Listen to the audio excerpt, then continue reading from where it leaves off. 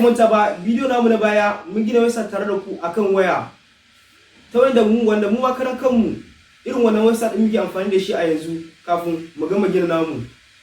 Wanda a cikin wannan bidiyon ne muka ba ku link din application din da zamu yi magana akan sa a yanzu. Mun ba wannan bidiyon suna mallaki website da wayar ku cikin minti 2. A yanzu na riga da na kaddara kuna da wannan application din akan wayar. Application din zamu ga ta yanda zai ba mu dama mu yi login da Gmail ɗinmu. Idan muka yi login kai tsaye muka shiga app ɗin da ya kawo mu kan dashboard. Yanzu aka rufe gani kan dashboard ɗin Hausa Tech kenan na uncustomized website nasu. So a yanzu duk wani abu da kuke gani features ne suna da yawa ta yanda ma ba za su iya kirguwa ba a yanzu. Sannan ba za mu iya ma bayani akan kowane features ba a yanzu dan lokaci bari mu yi haka ba. Amma za mu taɓo mahimman wajaje da mu yi bayani sala-sala a kansu. A yanzu muka duba nan sama ga blog post, ga content, ga blog analytics. A nan tsakiya kuma blog post ɗin da muka yi na ƙarshen nan kenan. Na sauran bayan idan muka danna view 10 more da mu ga sauran blogs ɗin da muka ɗaura akan website ɗinmu na baya kenan. Ga analytics yanda blog ɗinka yake girma ko kuma yana girma ne ko yana ƙasa, azin yayi engagement ɗin blog ɗinka yake, percentage mutane nawa suke hawa, da views, da likes, da kaza. So nan kuma talla ne na get a domain, ga contact, payment, duka ga sunan da yawa. Idan muka zo ƙasa kuma icons ɗin da yake nan ƙasa screen ɗinmu za mu ga dashboard, ga site app, ga add icon, ga inbox, ga manage.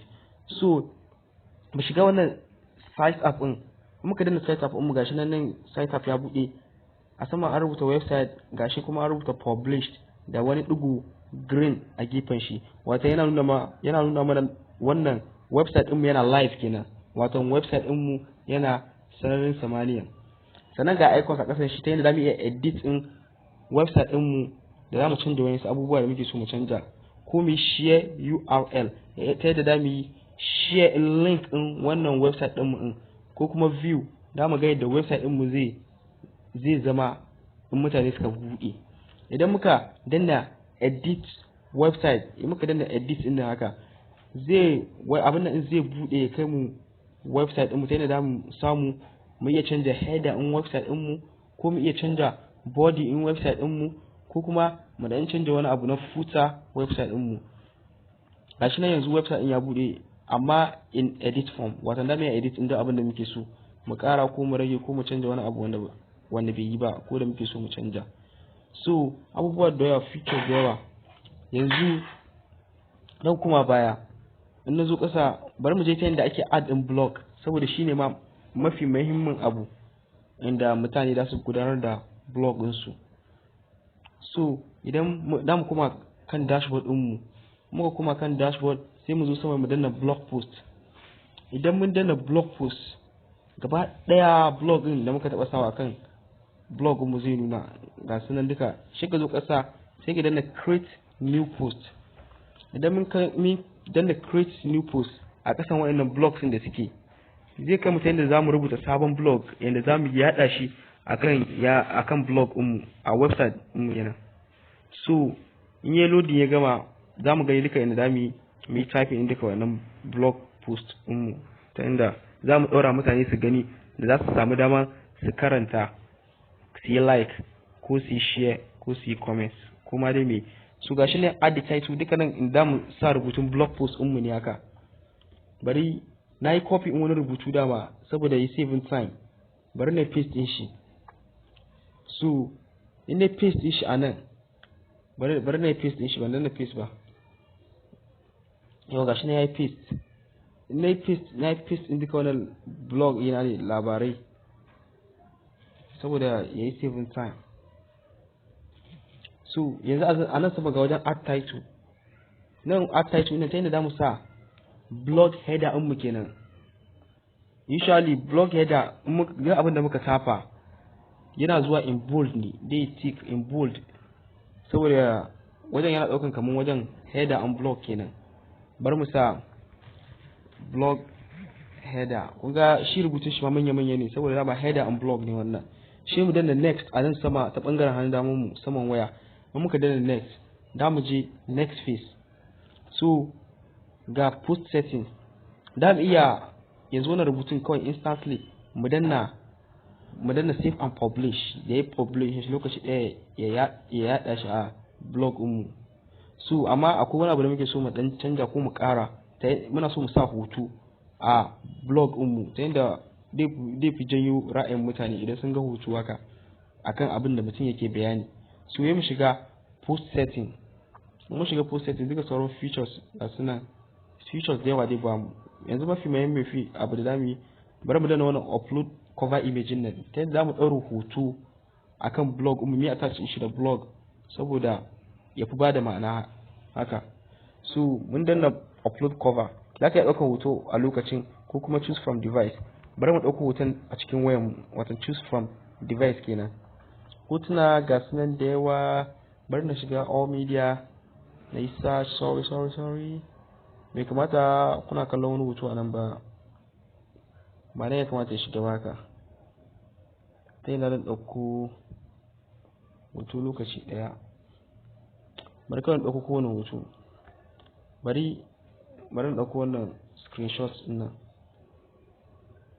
Shi ne yi danna upload a sama ta ɓangaren hannun damar mu zai yi upload, wata mai attachin wannan hoton da blog da muka rubuta yanzu kenan da muke so mu yi publish, muna dab da publish yin shi kan blog din mu. Idan mun yi yanzu ya riga ya wannan hoton ne, so mu zo sama ta bangaren hannun damar mu da still sai mu danna save. In mun danna save ga shafa mu features save and publish, sai a ƙasa sai mu danna save and publish. So ya riga ya save a cikin account mu wannan WhatsApp din kenan, sannan kuma ya riga ya publish a website din mu ko kuma ce a blog din mu kenan. So idan ya gama loading da mu je mu yi view din shi mu ga ta inda yake abin nan, ta inda zai zamanto yanzu ya riga ya save. Bari na cancel in wannan add page nan, sai mu kuma baya sai mu view mu ga inda zai zama. So ya mu zo site app din mu zo site app, bari na yi danna view site mu gani yanda abin ya dauka effect. So yana loading, gashi ne ya gama, gashi nan blog header ga hoton da ya nuna shi ma yana loading. Bari ya clear ya zo normal quality in shi saboda app din yana dan nauyi ne saboda suna da features da yawa, shi yasa wani lokaci it take time to load. Gashi nan wannan hoton da muka daura ne gashi nan na Facebook kawai saboda ba time.